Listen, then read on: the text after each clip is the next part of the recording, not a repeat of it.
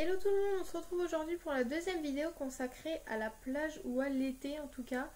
On va parler aujourd'hui des activités à la plage avec bébé.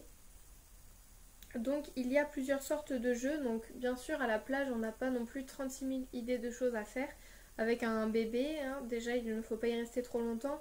Pour tous les conseils de base, je vous renvoie à la première vidéo sur l'été que j'ai faite avec les conseils, les heures où il ne faut pas y aller ou éviter d'y aller, etc. Là, on va juste se concentrer sur les activités et on commence par les jeux de sable. Premièrement, il y a le traditionnel jeu du château de sable pour les enfants de plus d'1 an. Donc vous faites des châteaux de sable avec bébé, vous lui montrez qu'on remplit le seau de sable mouillé, on retourne, on tapote. Voilà, tout simplement pour que l'enfant voit un petit peu ce qu'on peut faire avec du sable. Il peut également s'amuser à les détruire. Ça peut être quand même une bonne idée, vous savez, pour apprendre un petit peu à toucher le sable, à sentir les différentes textures et matières, parce que le sable mouillé n'est pas comme le sable sec, etc. Ensuite, vous pouvez décorer, vous savez, vous faites des formes dans le sable et vous pouvez les décorer avec des algues, des cailloux, des coquillages, et pourquoi pas même aller les ramasser au bord de mer en tenant la main à votre bébé ou à votre enfant. C'est mieux s'il marche bien sûr. Vous allez ramasser ensemble les coquillages, vous lui montrez déjà qu'on ne met pas à la bouche parce que ça, Mila, par exemple, elle n'arrêtait pas de les manger, hein. Elle prenait un coquillage, elle le mangeait, alors plein de sable, plein d'eau, plein de sel. Mila, elle mangeait tout. Mais voilà, vous expliquez à votre enfant en même temps que ce sont des coquillages, voilà, ça permet d'être un petit peu au bord de mer et en même temps après de vous amuser à décorer vos petits châteaux de sable à la serviette. Vous avez ensuite des idées de choses à faire pour les enfants de 9 mois et plus. Vous pouvez, vous savez, non pas enterrer les jouets dans le sable, mais vous cachez quelques petits jeux devant bébé, hein. Vous avez votre bébé devant vous, vous faites exprès de mettre devant lui, recouvrir un petit peu ses jouets de sable et l'enfant va être intrigué et va essayer de chercher ses jouets dans le sable.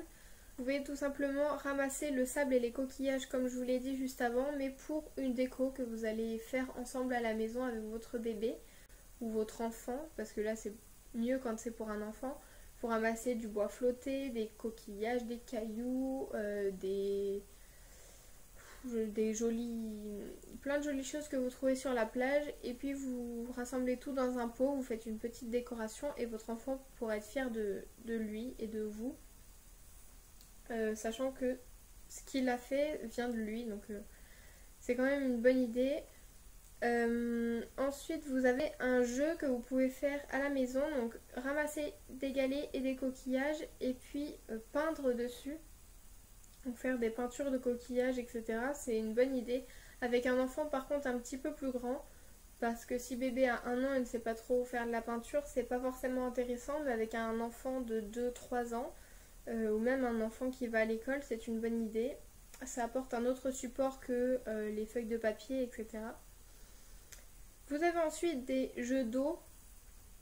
Pour les jeux d'eau, donc bien sûr avec brassard, bouée, vous pouvez aller vous baigner avec votre enfant, ça peut être une bonne idée. Vous avez également des genres de petits bateaux, alors je sais pas, ils sont grands comme l'enfant en fait, et vous posez votre bébé dedans, ça fait un espèce de petit canot et puis vous pouvez le traîner un petit peu dans l'eau.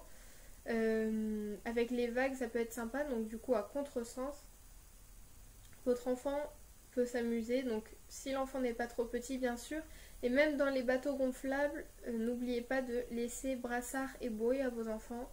On ne sait jamais, ça peut être dangereux si bébé passe par-dessus bord, ça peut être dangereux. Donc deuxième idée, ça peut être de creuser un trou dans le sable et de le remplir d'eau. Alors souvent, l'eau ne reste pas à l'intérieur, mais soit vous creusez un trou au bord de l'eau, ou soit au niveau de votre serviette, vous y installez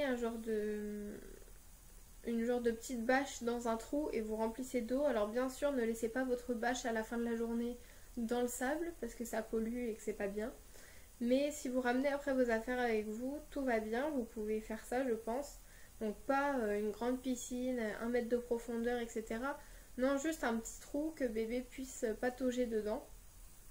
Et bien sûr, toujours sur la surveillance d'un adulte, parce que ça peut être dangereux quand même. Et puis, dernièrement, vous pouvez découvrir les matières et le sable avec votre enfant. Donc ça, quelque chose de vraiment tout simple. Profitez de la plage.